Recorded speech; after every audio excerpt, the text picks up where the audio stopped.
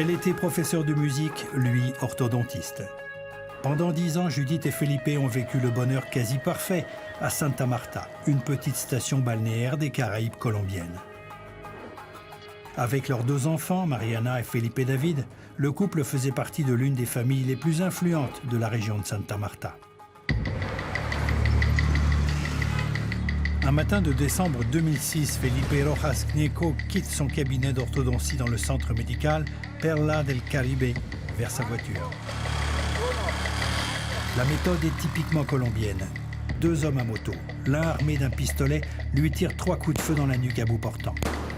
Felipe Rojas meurt sur le coup et s'effondre à l'intérieur de sa voiture.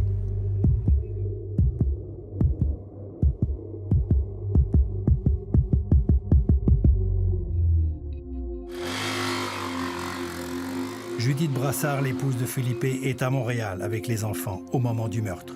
Elle apprend la nouvelle au téléphone de sa belle-mère en Colombie. Elle dit « Judith, ils ont tué Felipe. » J'ai dit « Non, non! » Puis j'arrêtais pas de crier. 2 ans après la mort tragique de son mari, Judith Brassard est arrêtée, condamnée et incarcérée dans une prison colombienne pour avoir commandé son meurtre.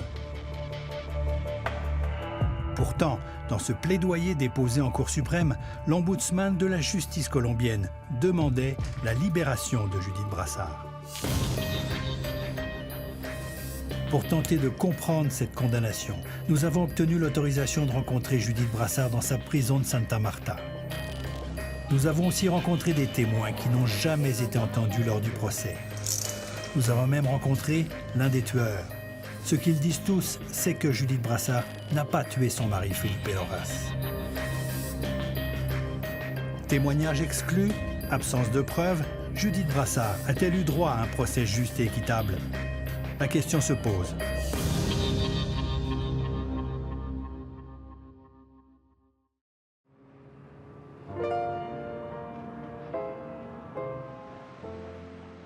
Québec, le 26 mai 1993. C'était une longue fin de semaine au mois de mai. Donc, il y a une minivan qui s'est stationnée. Puis je voyais que le chauffeur avait comme une map.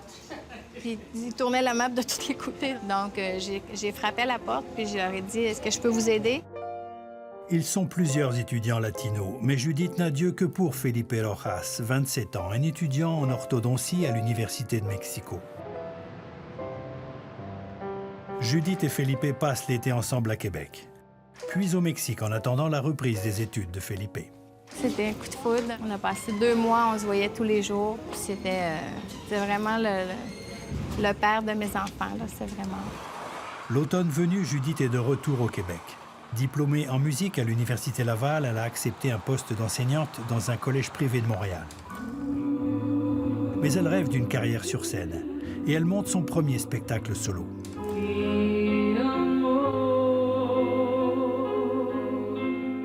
Même de loin, l'intense roman d'amour avec Felipe continue. Elle remet en cause son projet de carrière. Hi, baby. We are the 26th of December, and it's very cold in Quebec now. On a été séparés physiquement. Dans ce temps-là, l'Internet, c'était pas pour tout le monde. Ouais. Donc, c'était téléphone, lettres. Puis, à un moment donné, on a dit, bon, c'est fini ou on se marie. Le mariage a lieu à la chapelle Notre-Dame de la Victoire à Québec le 6 août 1994.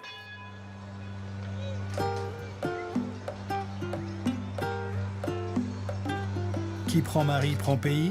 Quelques semaines plus tard, Judith entame une nouvelle vie à Santa Marta en Colombie, avec l'homme de sa vie, Felipe Rojas. Felipe, c'était l'amour de ma vie. Il traitait tout le monde égal. Il n'y avait pas de différence sociale. Moi, encore moins. Vu pour être canadienne, je dis à Santa Marta, il y a beaucoup de différences sociales. Des différences sociales qui ne sont pas toujours faciles à surmonter pour une étrangère comme Judith qui vit au sein d'une famille influente.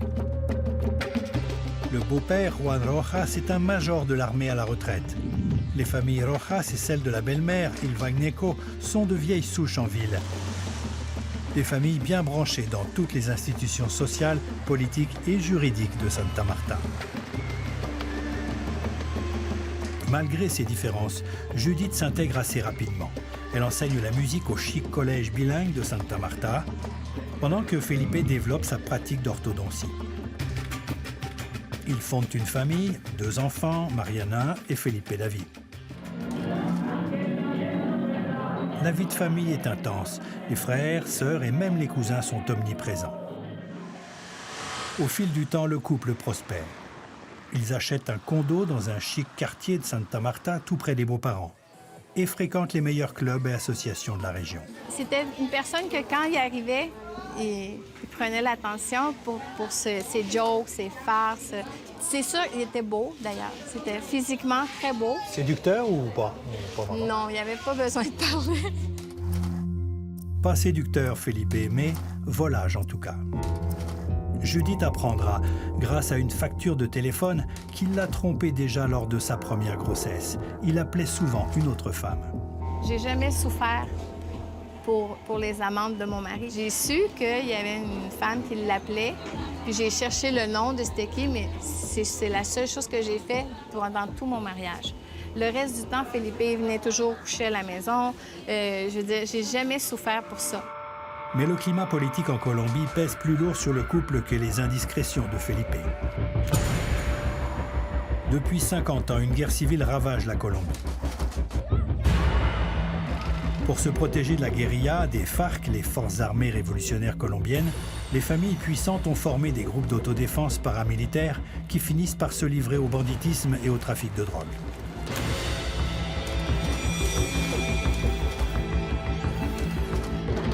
Dans cette époque-là, il y avait beaucoup de pêche miraculeuse en Colombie. C'est-à-dire que si tu vas de Santa Marta à Barranquilla, ils peuvent t'arrêter, ils te kidnappent puis ils demandent de l'argent. Ça nous est jamais arrivé, mais c'était très courant dans les années 98, 99, 2000. Donc, je disais à Felipe, pourquoi on ne va pas vivre au Canada? En juin 2001, Judith obtient un poste d'enseignante à Windsor. Felipe doit venir la rejoindre plus tard. Les enfants s'adaptent mal. Ça n'a pas marché. Raymond Brassard est à Windsor pour aider sa fille avec les enfants. Felipe aimait mieux qu'elle reste ici que de s'en retourner là-bas. Puis quand elle est s'en retourner là-bas, ça l'a dérangé beaucoup, lui. Pourquoi? Vous savez pourquoi? Il y avait des amis de femmes en dehors du mariage.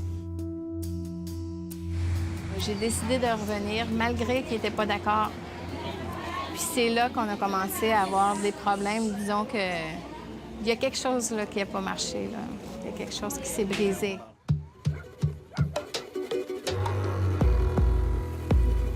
Judith reprend sa vie à Santa Marta. Elle retrouve son travail au collège bilingue. Au cours des 5 années suivantes, elle produit des spectacles et des comédies musicales avec ses étudiants. Elle enregistre même un CD, son premier, intitulé « Amame, aime-moi ». S'adresse-t-elle à Felipe? En tout cas, depuis le retour de Windsor, les relations ne sont pas bonnes. Ce qui mène Judith à être infidèle à son tour. Même si on veut garder les apparences d'une vie familiale heureuse, le couple bat de l'aile.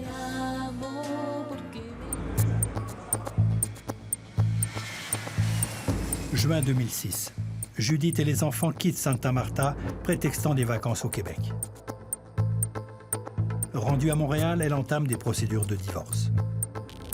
Son avocate lui fait comprendre qu'il n'y a pas d'entente entre le Canada et la Colombie en ce qui concerne la séparation de biens familiaux. Judith se rend donc à Miami, où elle vide le compte de banque conjoint de ses 119 000 $ en imitant la signature de Felipe. Puis, elle appelle sa domestique, Catherine Pitre, à Santa Marta pour qu'elle lui envoie ses bijoux. À la fin août 2006, la Cour familiale du Québec annule l'union de Judith Brassard et de Felipe Rojas. Elle accorde à Judith la garde temporaire des enfants. Mais Felipe contre-attaque. Il accuse Judith d'enlèvement et demande le retour immédiat des enfants. Le tribunal lui donne gain de cause. Mariana, 11 ans, et Felipe David, 9 ans, sont colombiens. Ils doivent retourner dans leur pays. On dirait que quand j'ai su vraiment qu'il fallait que je retourne les enfants, j'ai dit hey, « qu'est-ce que j'ai fait là? » Je suis juste partie dans mon pays, où est ma famille. C'est juste que je suis partie trop loin. Je suis partie au Canada, donc tout est devenu plus grave à cause de ça. Le 4 décembre, Judith confirme par courriel le retour des enfants en Colombie à la fin du mois. Puis, elle les dépose à l'école et se rend au travail au Collège Loyola.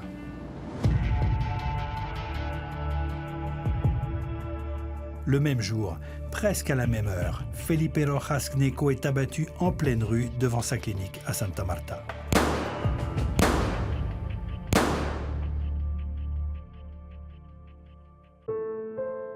Judith décide de précipiter son retour pour la Colombie. Mais avant, elle doit parler aux enfants. Il n'y a pas une mère qui veut dire à ses enfants que leur père s'est fait tuer. Felipe David n'arrêtait pas de crier. Pourquoi? Pourquoi? Pourquoi mon père? Pourquoi? Puis Mariana, elle n'a rien dit. Mariana, elle avait 2 larmes, puis elle n'a rien dit. Rien. Je disais rien, puis je pleurais pas. C'était un choc total pour moi. Ce n'est qu'une fois arrivée à Santa Marta, au salon mortuaire, que la petite Mariana craque. Je disais qu'il faudrait que j'aille, puis que je vois que c'est lui. Mais oui, je fais ça. Puis après ça, j'ai pleuré. L'enterrement a lieu le jour suivant. C'est alors que Judith prend une autre décision qu'elle ne tardera pas à regretter. Donc, c'est là que j'ai décidé de rester en Colombie. Pas parce que c'était moi qui voulais ça. J'étais bien mieux avec ma famille dans mon pays, mais je l'ai fait comme un sacrifice. Donc, comme pour payer que j'avais fait quelque chose de pas correct, de séparer mes enfants de leur père. Puis en plus, il est décédé. Mais son père, Raymond Brassard, a un mauvais pressentiment. Je voulais pas qu'elle demeure là-bas à nouveau, parce qu'elle avait entrepris des procédures de divorce. Hein? Mais elle avait pas l'air de se méfier. Mais vous... Non, oh non, elle, là, c'est une bonne personne. Hein? Ça fait pas de mal à une mouche. Très vite après l'enterrement, selon Judith, son beau-frère José Rafael lui conseille de toucher les assurances-vie de 115 000 $ de Felipe. Elle demande à José Rafael d'en investir 30 000 pour les enfants. Avec le reste, elle s'achète une assurance-vie en nommant les enfants comme bénéficiaires. En décidant de rester vivre en Colombie, Judith est loin de se douter que ses actions de la dernière année, l'encaissement des assurances-vie, l'enlèvement de ses enfants, la récupération de ses bijoux et le retrait de l'argent à la banque de Miami, et même son infidélité, tout ça servirait d'argument plus tard pour la condamner.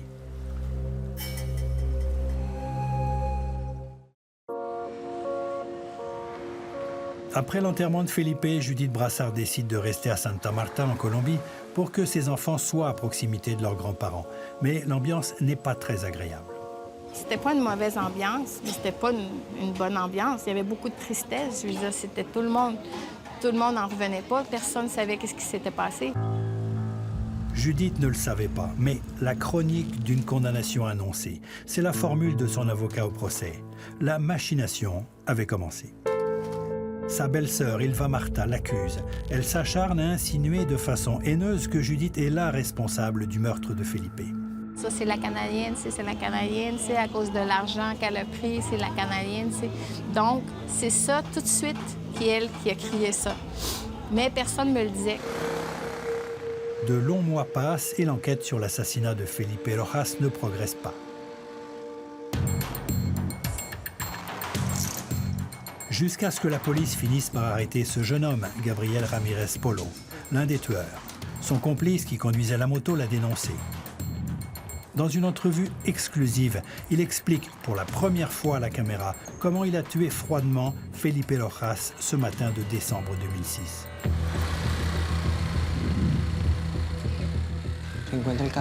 J'ai vu la voiture de Monsieur Felipe et je me suis approché. Lorsqu'il s'apprêtait à monter dans la voiture, je me suis approché davantage. Et je l'ai tiré 3 fois. Les 2 tueurs avouent. Ils ont été engagés par un ancien paramilitaire, John Osorio, qui se trouve être le conjoint de la domestique de Judith, Catherine Petrie. Tous les 4 sont reconnus coupables du meurtre de Felipe Rojas et condamnés à de lourdes peines de prison. Reste maintenant à trouver celui ou celle qui a commandé l'assassinat. Plusieurs pistes se présentent aux enquêteurs. Dans un tout autre procès, un témoin se fait interroger sur le cas de Felipe Rojas. C'est un cas de vengeance, dit-il. L'orthodontiste aurait eu une relation amoureuse avec la femme d'un commandant paramilitaire. Crime passionnel. Mais le plus troublant encore, c'est la version non corroborée de l'un des tueurs, Ramírez Polo. Juan Miguel, il avait une camionnette blanche. C'est un chirurgien, un médecin. Quelques jours après l'assassinat, en se rendant chez John Osorio pour se faire payer, Gabriel Ramírez Polo voit le frère de Felipe, Juan Miguel, dans une camionnette blanche. J'ai vu la camionnette devant la maison d'Osorio. Le frère de Felipe lui a remis un paquet. C'était le solde de l'argent pour le meurtre. Ramírez Polo dit que ses complices lui confirment que c'est bien le frère qui a commandé et payé le meurtre. Je lui ai dit, pourquoi tu ne m'en as pas parlé? Il m'a répondu, c'est son frère qui l'a fait tuer. À son procès, Ramírez Polo veut tout révéler, mais il affirme qu'on l'a forcé à garder le silence sous menace d'alourdir sa peine. Ces témoignages sont-ils véridiques? On ne le saura jamais, car ces pistes n'ont pas été explorées par la Fiscalia, les enquêteurs du bureau du procureur général. C'est comme s'ils avaient déjà décidé que c'est Judith qui avait commandité le meurtre de son mari. Ils l'ont placée sous écoute électronique. On cherchait à savoir si elle tenterait de communiquer avec les assassins. Ça n'a rien donné. L'été 2008, Judith part en vacances au Canada avec les enfants. Elle sait qu'à son retour, elle est attendue pour une rencontre avec les enquêteurs. Elle est craintive. Ça lui fait peur, cette rencontre. Elle sent quelque chose. Elle n'avait pas le goût d'y retourner. Mais elle aurait pu rester ici. Elle aurait pu. Est-ce qu'elle aurait dû rester ici? Oui, mais elle était seulement en vacances. À son retour, Judith se rend à la convocation des enquêteurs. Après l'avoir nié lors de l'enquête préliminaire, elle avoue avoir falsifié la signature de son mari pour retirer l'argent du compte de banque de Miami. On lui demande si elle soupçonne quelqu'un du meurtre de son mari et elle donne les noms qui courent sur toutes les lèvres à Santa Marta, sa domestique Catherine Pitre et son mari, le paramilitaire John Osorio. Le couple réagit, lui rend l'appareil et l'accuse formellement de leur avoir commandé et payé le meurtre de son mari Felipe. Selon Osorio, Judith lui aurait donné l'ordre de tuer Felipe par téléphone pendant qu'elle était à l'extérieur du pays. Sur la foi de ces deux témoignages, Judith Brassard est arrêtée le 27 août 2008 pour le meurtre de son mari, Felipe Rojas. Quand ils m'ont arrêtée, je comprenais rien. Je savais pas qu'est-ce qui est arrivé. Ils ont dit non, il y a quelqu'un qui a fait un témoignage pour collaborer avec la justice. Bien, j'ai dit que ce soit n'importe qui, c'est des mensonges parce que j'ai pas fait ça.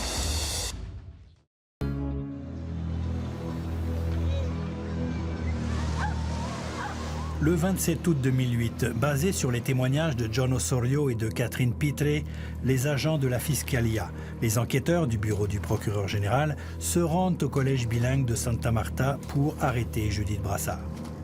Au Canada, ses parents sont catastrophés. Ça a été très dur pour moi. Les 15 premiers jours, je dormais pas, je mangeais pas. C'est un choc. Tu ne crois pas, tu brailles, hein? Tu pleures. Judith est placée en détention préventive dans la prison de Santa Marta, la même prison qui renferme le tueur Gabriel Ramírez Polo et celui qui l'a recruté, John Osorio. Dans la section des femmes, Judith tombe face à face avec une autre détenue, son ancienne domestique, Catherine Pitre. Je me suis approchée, j'ai dit, écoute, si tu as un cœur de mère, j'ai dit, dites la vérité. Dites la vérité parce que mes enfants, ils n'ont pas de père puis ils n'ont pas de mère. Puis c'est pas juste. J'ai rien fait, puis tu le sais. Puis, coup de théâtre, sa domestique, Catherine Pitre, se rétracte. Je ne supportais plus la pression. C'était injuste. Elle a été accusée de quelque chose qu'elle n'a pas fait. Et quand je me suis rendu compte des gestes d'Osorio, ça m'a fait mal de l'avoir en prison. À cause de nous. À cause de lui. John Osorio, qui n'a pas accepté de nous rencontrer, se rétracte également. Il affirme que Felipe a été tué parce qu'il blanchissait de l'argent relié au trafic de la drogue et qu'il devait 100 000 $ à des chefs paramilitaires. Osorio refuse de dévoiler les noms de peur de se faire tuer. La justice colombienne écartera ces deux rétractations, pourtant spectaculaires, et qui innocentaient Judith. On n'a jamais cru qu'il y aurait un procès parce qu'il s'est rétracté, cet Osorio-là. Il dit, j'ai fait un faux témoignage, elle n'est pas coupable en rien. À ce moment-là, on a dit, bien, coudonc, c'est le bon sens, là. Ils vont la faire sortir, mais non. Avril 2009, début du procès de Judith Brassard à Santa Marta. La journaliste Ginette Lamarche de Radio-Canada parvient à lui arracher quelques paroles alors qu'elle se dirige vers la salle d'audience. Est-ce que vous avez l'impression que vous allez pouvoir avoir un procès juste et équitable? Je ne sais pas, parce qu'apparemment, le juge, c'est toujours bien en face de tout le monde, sauf que par en dessous, il y a beaucoup de choses d'influence de la famille de Paris. À l'extérieur, les amis de Judith manifestent, mais ils sont rapidement découragés. Hector Messa, un ami de Judith, accuse la famille d'intimidation. On sentait l'agression de la famille. Ils nous pointaient du doigt, comme ça.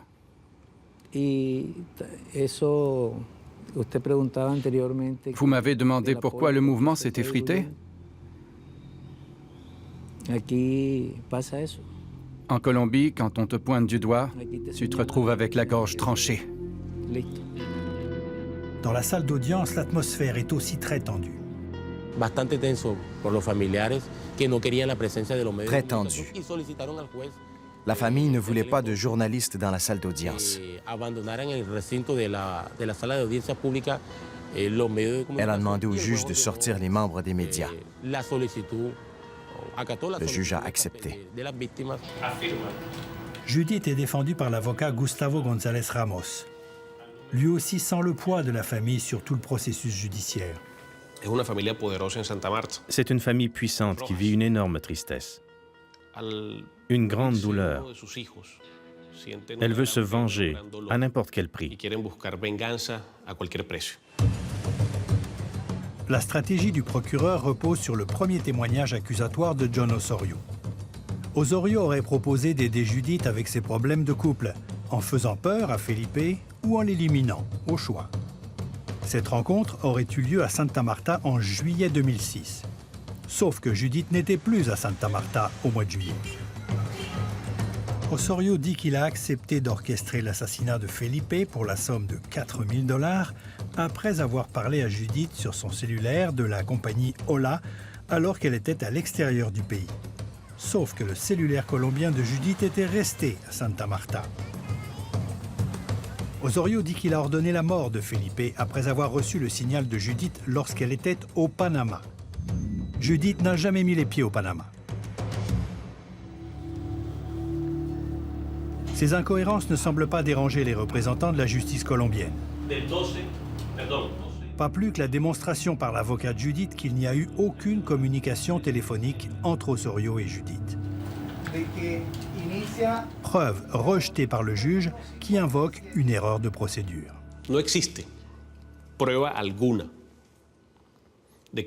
Il n'y a aucune preuve que Judith ait contacté un tueur à gages par téléphone, par Internet ou par n'importe quel autre moyen. Alors la grande question, c'est comment Judith aurait-elle pu ordonner l'exécution? Par télépathie? Lorsque le procureur a fait sa présentation, on se serait cru au cirque. Ça avait une allure folklorique. La représentante de la Fiscalia se nettoyait les ongles. On a même pris une photo d'elle qui dormait pendant l'audience. Incroyable.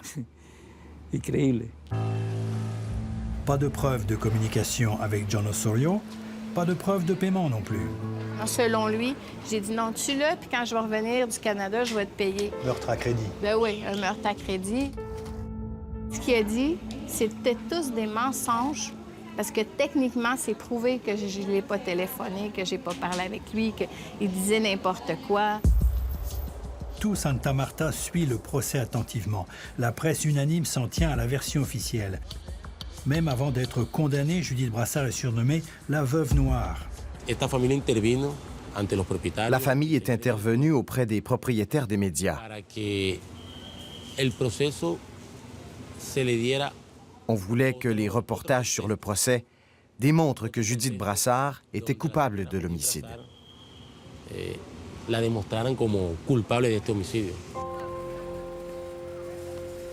Preuves et témoignages rejetés. Expulsion des journalistes de la salle d'audience. Pression de la famille sur les amis de l'accusé et sur les propriétaires des médias locaux. Un procès pour le moins confus. Juste et équitable, la question se pose. Le procès n'avait aucun fondement rationnel. Les preuves, la justice, on a mis tout ça de côté. Le procès reposait sur la haine. On a tourné le dos aux preuves.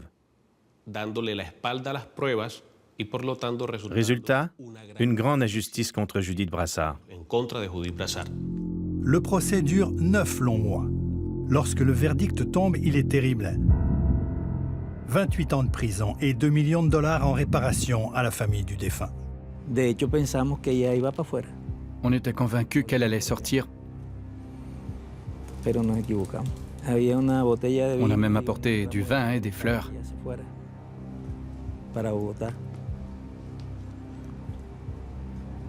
Et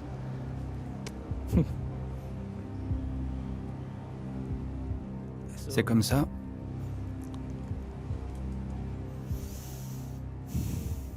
Moi, je peux pas croire que ma mère a fait ça. Elle était trop innocente, trop... je sais pas comment dire ça en français, mais elle était trop innocente pour faire quelque chose comme ça. Jamais pu penser à ça. tu n'as jamais douté. Non, jamais, jamais, jamais. La famille Rojas Neco n'a pas voulu participer à notre enquête. À sa place, elle a délégué son avocat Ivan González Amado. Il y a suffisamment de preuves pour confirmer la culpabilité de Judith Brassard. Il est certain que ces preuves peuvent offrir des hypothèses divergentes. Mais si on examine l'analyse faite par les représentants de la justice, et si on tient compte des lois colombiennes, on voit bien qu'il n'y a pas eu de condamnation injuste.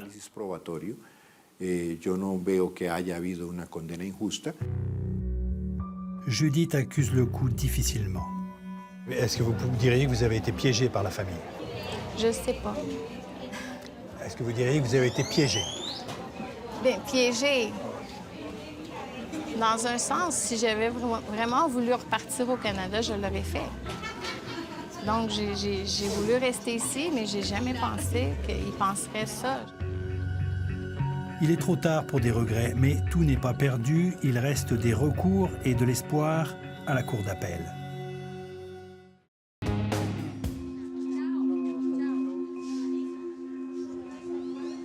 Judith est en prison depuis près de 6 ans, dans des conditions qui ne sont pas faciles. On est presque 140 femmes dans un endroit où il devrait y avoir 50. Donc, personnellement, dans ma cellule ou dans ma chambre, c'est plus comme une chambre. On est 5. Sans autorisation de visiter la cellule de Judith, nous avons demandé à une des détenues de prendre des images avec un cellulaire. On est 5 personnes. Il y en a 3 qui ont des lits. Moi, j'ai un lit, mais c'est parce que ça fait longtemps que je suis ici. Et il y en a 2 qui sont sur le plancher, avec un matelas quand même. Est-ce que c'est difficile, la promiscuité? Oui, oui, c'est sûr. Il faut apprendre à tolérer, il faut apprendre à partager, il faut faut être prêt toujours à donner la main à quelqu'un parce qu'il y a beaucoup, beaucoup de besoins ici. Je me sens privilégiée personnellement. Pour aider à combler ses besoins, Judith se rend utile. Elle donne des cours d'anglais aux détenus et au personnel de la prison.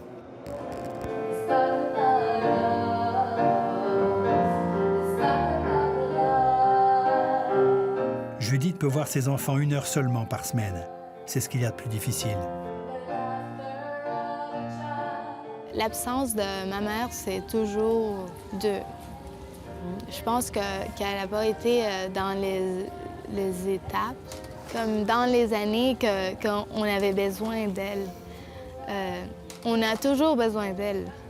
Mais dans les années qui étaient comme 13 ans, 14, 15, qu'on était comme toujours... moi, par exemple, je pleurais tout le temps, j'étais tout le temps comme ça. Puis elle savait pas parce que je voulais pas la faire pleurer puis tout ça, mais c'était dur.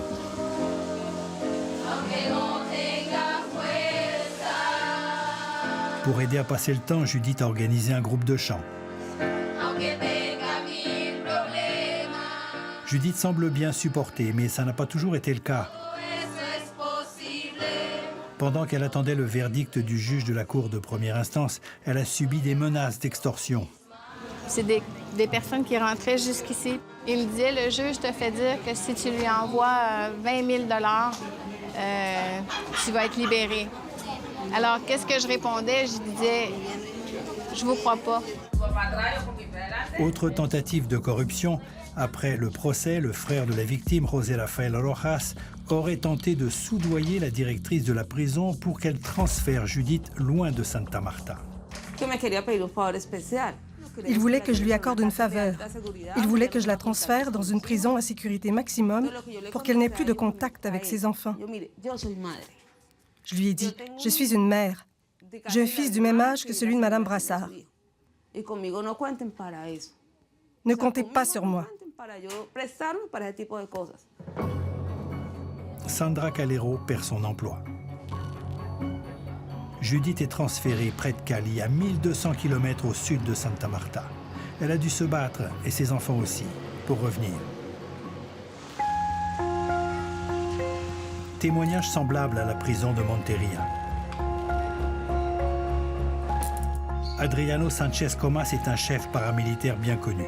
Il dit que José Rafael Rojas, son ancien ami et collègue de l'école d'architecture, aurait aussi tenté de le soudoyer. Il voulait que je demande au jeune homme qui a commis le meurtre d'accuser Judith. Je lui ai dit non. J'aurais pu témoigner.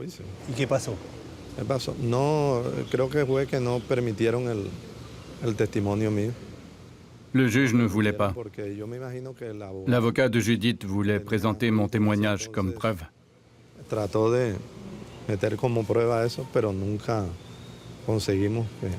Le juge a refusé. Il n'y avait rien à faire. Et on a condamné Judith. L'autre frère de Felipe, Juan Miguel Rojas, aurait lui aussi offert de l'argent à l'un des tueurs pour qu'il inculpe Judith Brassard. Je lui ai dit non, je ne t'aiderai pas. Il m'a répondu, si tu ne collabores pas, je vais te tuer le jour où tu sortiras de prison. Je lui ai dit, je t'attendrai. Pour l'avocat de la famille, ces accusations sont insensées. Les frères Rojas n'ont pas tenté de manipuler la preuve. Les preuves sont administrées et présentées par la Fiscalia. Elles ne sont pas présentées ni orientées par la famille. La Fiscalia, qui est chargée d'enquêter, et le juge sont complètement indépendants de la famille. Le 20 octobre 2010, la condamnation de Judith est confirmée par la Cour d'appel du district de Santa Marta. Énorme déception, une fois de plus. Convaincus d'une grande injustice, Judith Brassard et sa famille ont demandé très tôt l'aide du gouvernement canadien.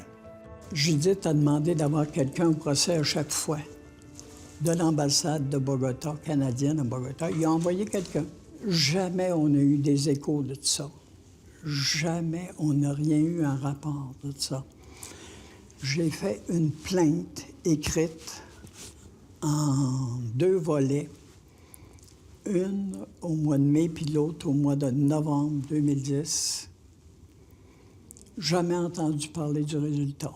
Jamais, jamais, jamais.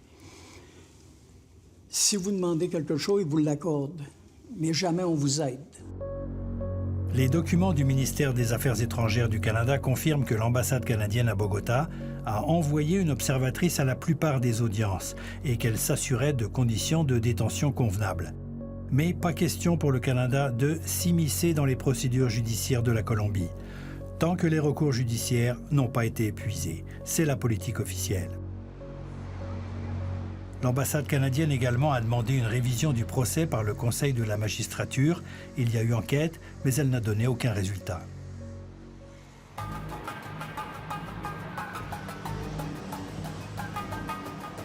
Bogota, le cœur du quartier historique. La Cour suprême s'apprête à réviser la cause de Judith Brassard. Le ministère public de la Colombie, c'est-à-dire l'ombudsman de la justice colombienne, donc l'État colombien lui-même, produit un document choc. Le ministère soulève l'absence totale de preuves matérielles. Il remet en cause la crédibilité accordée par le tribunal aux déclarations de John Osorio.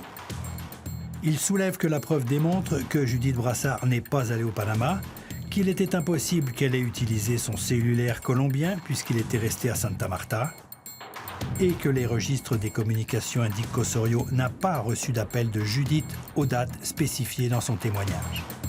Pour le ministère, il est clair que le récit de John Osorio ne correspond pas à la réalité et qu'il faut appliquer le principe du doute raisonnable. Il demande à la Cour suprême de casser la sentence et d'acquitter Judith Brassard. Judith, les amis et la famille sont ravis. Ils sont sûrs de gagner.